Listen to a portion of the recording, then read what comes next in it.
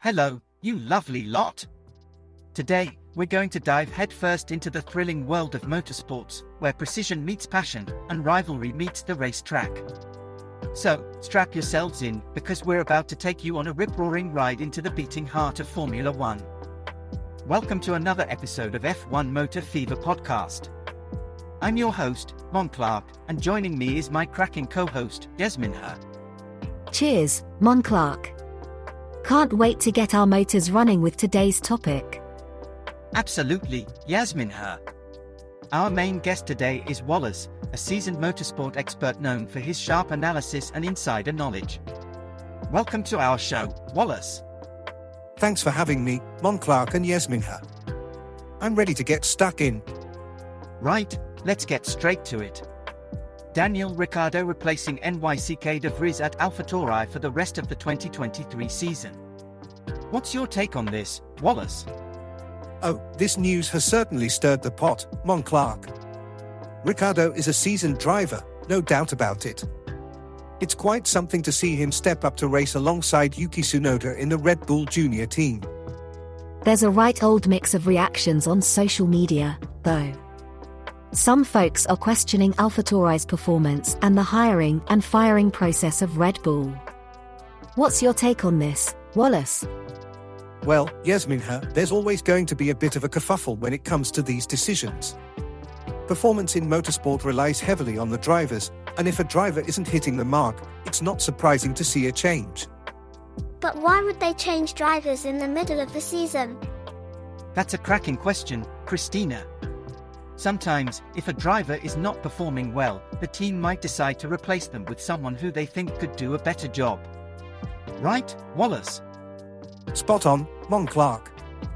It's all about trying to get the best results possible. In fact, did you know that this practice of mid-season driver changes has been a part of Formula One since its inception? It's a high-risk, high-reward strategy that can sometimes turn the tide for a struggling team. Blimey! Now, let's switch tracks a bit. Williams has revealed a new livery for their FW45 cars at the Singapore, Japanese, and Qatar Grands Prix this year. The design was voted on by fans, attracting 180,000 entries. Wallace, how important is fan involvement in these decisions? Fan involvement is key, Monclark. It not only adds an element of excitement and engagement for the fans, but also gives them a sense of connection with the team. James Wallace, Williams' team principal, said, "This competition was an incredible opportunity for our fans to actively engage and shape the visual identity of our team." But why did the team celebrate their 800th Grand Prix at the British Grand Prix? Well, Yasminha, reaching 800 Grand Prix is a massive milestone. It's a testament to the team's longevity and success in Formula One.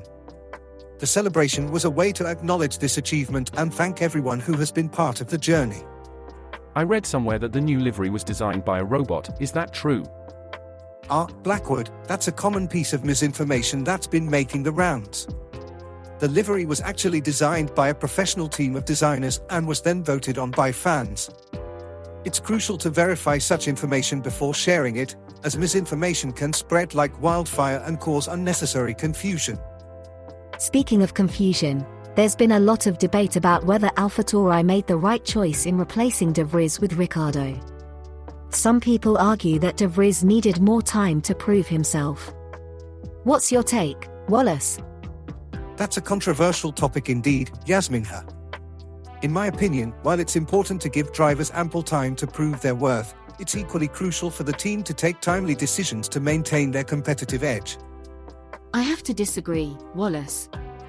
I believe de Vries was not given a fair crack of the whip. I'm not so sure about that, Crawford. I think Ricciardo's experience will be an asset for the team. Well, let's not get too heated, folks. Remember, at the end of the day, it's all about the thrill of the race and the passion for the sport. Speaking of passion, did you hear the joke about the race car driver who was so passionate he married his car? Haha, oh boy, Anderson. Do share. Well, they say he was so in love, he couldn't tire of her. Ha ha ha, that's a good one, Anderson. Speaking of tyres, it's interesting to note that a typical Formula One car tyre is expected to last only 120 kilometers, which is less than half the distance of a standard Grand Prix. Wow, Wallace, that's a fascinating fact. Well, we've certainly covered a lot of ground today. Thank you so much for joining us, Wallace, and providing such insightful answers. It was my pleasure, Monclark. Thanks for having me. And thank you, our wonderful listeners, for tuning into another episode of F1 Motor Fever podcast. If you enjoyed today's episode, please like, subscribe, and share. Until next time, keep the engine running and the spirit high.